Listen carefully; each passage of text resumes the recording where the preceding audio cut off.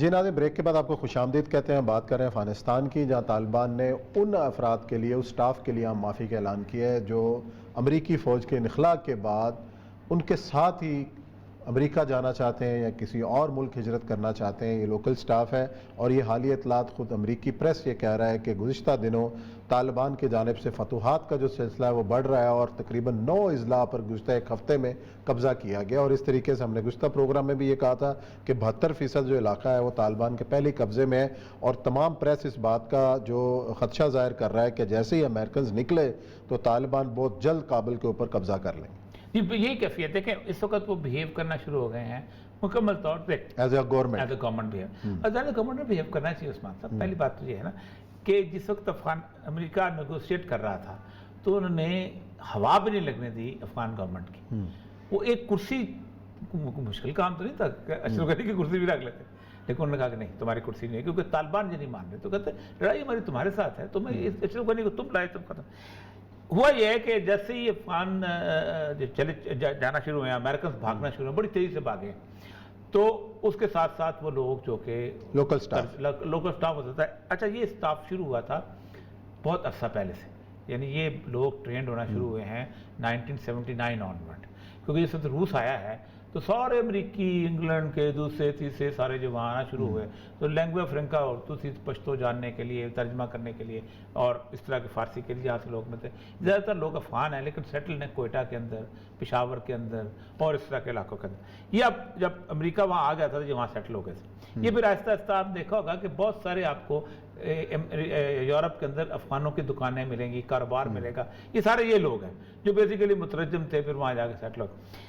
طالبان نے آپ کو پتہ چلا کہ جیسے جیسے وہ جا رہے ہیں یہ بھی اپنا سامان باندھ کے جا رہے ہیں. صحیح. اب یہ میں پورا، چونکہ گزشتہ 20 سالہ جارحیت کے دوران بڑی تعداد میں افغان دھوکے میں پڑ گئے اور بیرونی افواج کے ساتھ مترجم، محافظ وغیرہ کے طور پر وقت گزارا. اب بیرونی افواج افغانستان سے انخلاء کر رہی ہیں. انہی افراد کو خوف ہے اور ملک سے فرار ہونا چاہتے ہیں. مذکورہ تمام افراد کو ملت امارت اسلامیہ کی جانب سے اطلاع دی جا رہی ہے کہ سب کو ماضی کے اعمال پر شرمندہ ہونا چاہیے اور مستقبل کے لیے ایسے طریقہ اختیار نہیں کرنا چاہیے جس سے اسلام اور ملک سے غداری سمجھے جائے.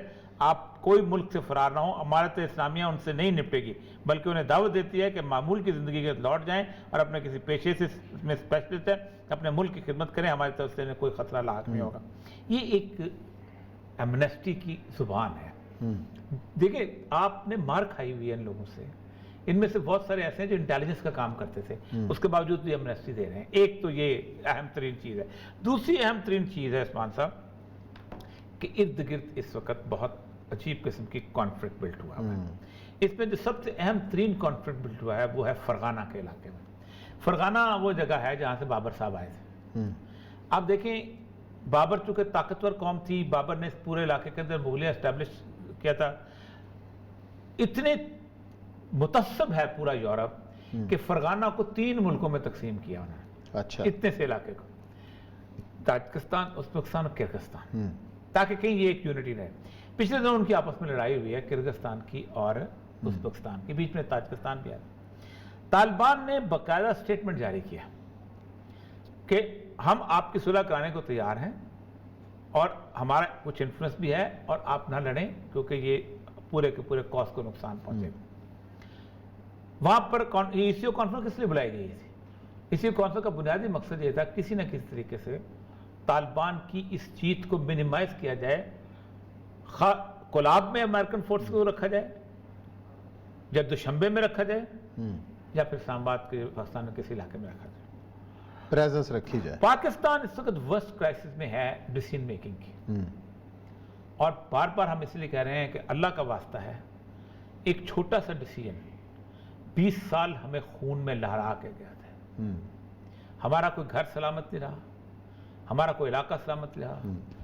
جن جگہوں پہ ہم سکون تو اطمینان سے جایا کرتے تھے، جس جگہ پہ قائد اعظم نے ایک سپاہی نہیں رکھا تھا، قبائلی نے کہا تھا ہم تمہارے فرنٹیئر ہیں، یہاں فوج کی ضرورت نہیں ہے، اس علاقے میں ہمیں فوج رکھنی پڑی. ہمیں باقاعدہ جہاں سوچ نہیں سکتے تھے کہ ابھی اب مسلمان ملک کے دوران ہماری باؤنڈری میں فینس لگے گی، تاریں لگیں گی. ہم اب اچھی طرح یاد ہے کہ یہاں سے بندے لوگ جاتے تھے، وہاں کنویں میں پانی بھرتے تھے، وہاں والے آتے تھے، یہاں کنویں سے پانی بھرتے تھے، یہاں والے ایسپرو کی گولی یہاں خریدتے تھے، وہاں والے ایسپرو کی گولی وہاں خریدتے تھے. یہ صورتحال، یہ حالت ہم نے دیکھی. 70,000 لوگ اپنے مروائے، جسٹ ون ڈیسیژن. اور ون ڈیسیژن بھی یہ تھا کہ اتنا برا ڈیسیژن تھا کہ ہم اس پہ چلو لاجسٹکس میں کوڈ آف سپورٹ کر جیسے دنیا کرتی ہے، ہم نے تو چھاؤنی ڈلوا دی تھی نا امریکہ کی، اور ہمارا دل نہیں بھرا شاید ابھی تک. ہم سمجھتے ہیں کہ شاید اتنا برا ڈیسیژن ہوگا. اس کی ایک وجہ عثمان صاحب بڑی کھل کے بات کر رہا ہوں اس مسئلے کے اندر، اس وقت امریکہ آ رہا تھا، اب جا رہا ہے، اب جا رہا ہے. آ رہا تھا تو آپ کو کچھ دینے کو تیار تھا، آپ کو مراد ملی بھی، آپ کو پیسے ملے بھی. جاتے ہوئے آپ کو کون دے گا؟ آپ کا حال کمبوڈیا سے برا ہوگا. صرف چند لوگ بیوروکریسی کے اندر یا باقی ادارے کے اندر جن کے بچے باہر ہیں، جن کے لوگ جو ہیں وہ وہاں پڑھ رہے ہیں، یا جن کے بچوں کی ٹریننگ ہے، جن کی بہت سارے کاروبار ہیں، بہت ساری چینز ہیں جن کی، وہ ڈیسیژن دیکھ اس چکر میں لگے ہوئے ہیں کہ نہیں کہیں نہ کہیں امریکہ سے ہماری چوری جو ہے وہ کھلنا ہے. لیکن اس مسئلے کے اندر چائنا جو ہے انتہائی سنجیدہ ہے، اور ان ساروں کو پتہ ہے کہ چائنا کتنا سنجیدہ ہے، اور ایکشن آ چکا ہے چائنا کا، پہلے چھپ چکا ہے میڈیا. چائنا کتنا سنجیدہ ہے آپ سوچ نہیں سکتے. آپ سوچیں کہ وہ امریکہ جو کہ جس کے لیے مار آپ نے کھائی، وہ ٹینکوں کو آگ لگا کے جا رہا، آپ کے حوالے نہیں کر کے جا رہا.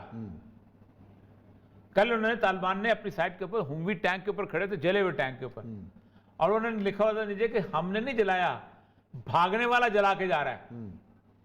اور اصل مسئلہ یہ ہے کہ ہنگوی ٹینک کی صورتحال یہ ہے کہ دنیا کا سب سے سٹرونگسٹ ٹینک سمجھا جاتا ہے، اور طالبان نے اس کی ایفیکٹونس ختم کر دی تھی. یہ وہ ٹینک ہے کہ اس کے ارد گرد میگنیٹک فیلڈ ہوتی ہے، اگر کوئی میزائل آئے تو وہ جو مقناطیسی فیلڈ ہوتی ہے اس کو ریپیل کرتی ہے، پیچھے بھاگ میزائل دور جا کے گر جاتا ہے، پیچھے واپس چلا جاتا ہے. ایک چھوٹی سی بوتل ہوتی تھی ان کے پاس پیٹرول کی، یہ اس کے ونڈ پائپ میں پھینکتے تھے، بندہ مر بھی جاتا تھا، بعض وقت قریب ہوتا تھا، لیکن ٹینک اڑ جاتا تھا، کسی کو اندازہ نہیں ہوتا تھا یہ کیا ہو گیا.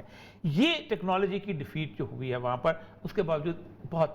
اور اس وقت پاکستان کے اندر میری جہاں تک اطلاعات ہیں کہ پاکستان کے اندر اس ڈیسیژن میکنگ کے اوپر بہت شدید رفٹ پیدا ہوئی ہے، اور وہ رفٹ آپس میں ہی ہے، سب کی، گورنمنٹ کی بھی، دوسروں کی بھی، ان لوگوں کی، کہ کیا ڈیسیژن لیا جائے.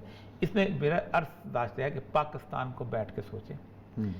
پاکستان کے اندر جتنے بھی امریکن انٹرسٹ واچ رکھنے والے ایکسپرٹس ہیں، ان کو فی الحال 3-4 مہینے کے لیے کہیں جاؤ امریکہ، جاؤ امریکہ جا کے چھوٹی گزارو، ہم اپنا فیصلہ کر لیں. تم جہاں ہوگے تو ہم فیصلہ نہیں کر سکیں گے، اور اگر وہ یہاں رہے تو انفلوئنس کریں گے، اپنی چونچیں لڑائیں گے، کہیں گے اتنے ڈالر آتے ہیں، اتنا آئی ایم ایف سے فنڈ آتا ہے، اتنا یہ ہوتا ہے، آئی ایم ایف نہیں دے گا، پیرس کلب نہیں آپ کو پیسے دے گا، فلاں نہیں دے گا، ایگریمنٹ ختم ہو جائے گا، آپ کی ایکسپورٹ ختم ہو جائیں گی، آپ کے جناب وہ لگ جائے گا، کیا نام ہے، یورپین یونین یہ کر. وہ دنیا میں اپا دھاپی پڑی ہوئی ہے. ویتنام کہاں پہنچ گیا اللہ کے بندو، کھڑا ہو کے نکلا، کیا چیز بن گئی، اس کی اکانومی پاکستان سے زیادہ سٹرونگ ہے، بنگلہ دیش زیادہ سٹرونگ ہے، خطے میں سب کی سٹرونگ ہے، سب کی سٹرونگ ہے، افغانستان کی سٹرونگ ہے، افغانستان کی سٹرونگ کرنسی بڑی مضبوط ہو گئی. تو آپ اللہ کے بندو اب باز آ جاؤ. صرف مجھے آج 3 سال ہو گئے، 2 سال ہو گئے کم از کم امریکہ بین ہے، میرے زندگی خراب ختم ہو گئی. ختم ہے، ٹھیک ہے، نہیں مل سکتے، کسی اولاد سے نہیں ملتے، نہ ملیں. اولاد وہ آنا چاہے کہ آ جائے، اس نے شوق سے گئی ہوئی ہے. میں نے تو اولاد کو نہیں کہا جاؤ، میں نے تو نہیں کہا آباد ہو، میں تو سخت مخالف ہوں آج بھی ان کے وہاں جانے کا، ٹھیک، لیکن نہیں ہے. ختم، ڈیسیژن لو، ملک کے لیے ڈیسیژن لو. پاکستان جس ملک نے جس اللہ نے 20 دن 30 دن کے اندر اتنی رحمتیں آپ پہ نازل کر دیں کہ آپ نے بمپر کراپ دے دیا، آپ کو کووڈ میں آپ کو فائدہ دے دیا، وہ اللہ امریکہ کے آپ کو محتاج چھوڑے گا. اور سب سے بڑی بات ایک اور چیز عثمان صاحب، کل سے میں چیخ رہا ہوں، اتنی بڑی فتح پاکستان نہیں پوری امت مسلمہ کے لیے ہونے والی ہے، ہو چکی ہے.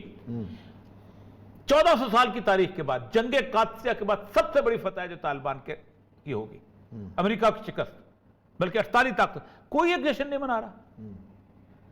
سانپ ہوگا ہوا ہے برنائی سے لے کے اپنا تیونس تک. چھوٹا واقعہ ہے اسلامی تاریخ کا. ہونا تو یہ چاہیے تھا کہ جس دن امریکہ جو ہے وہ آخری سپاہی یہاں سے گزرے، پوری امت مسلمہ کے اندر ایسا جشن ہونا چاہیے کہ ہم نے 60,000 لوگوں نے اللہ کی مدد سے، کم من فئۃ قلیلۃ غلبت فئۃ کثیرۃ باذن اللہ، اللہ کے حکم سے چھوٹے گروہ نے بڑے. امت تو شاید منا لے، حکمران نہیں منائیں گے. میرا خیال ہے کہ اس دن کو سچی بات یہ ہے کہ اللہ کی آیات اللہ میں سے، اللہ کی آیات میں سے، اللہ کی علامتوں میں سے امت کا تو حال آپ نے دیکھ لی نا غزہ میں کیا کیا حکمرانوں نے، امت تو نکلی باہر، حکمرانوں کا نکلی باہر، حکمرانوں کے ساتھ مطلب یہ ہے کہ میں تو تجویز پیش کرتا ہوں کہ جس دن طالبان کی آخری سپاہی جلے اس دن مسلم امہ کے لیے ایک فتح مندی کا جشن منانا چاہیے کہ ہم نے ایک کفر کی طاقت کو سرنگوں کیا ہے۔ چلیں جی، بریک کا وقت ہے، بریک لیتے ہیں، بریک کے بعد آئیں گے اور ذکر کریں گے کہ عمران خان صاحب کے نوٹیفیکیشن کا کہ نفاذ اردو مگر کیسے۔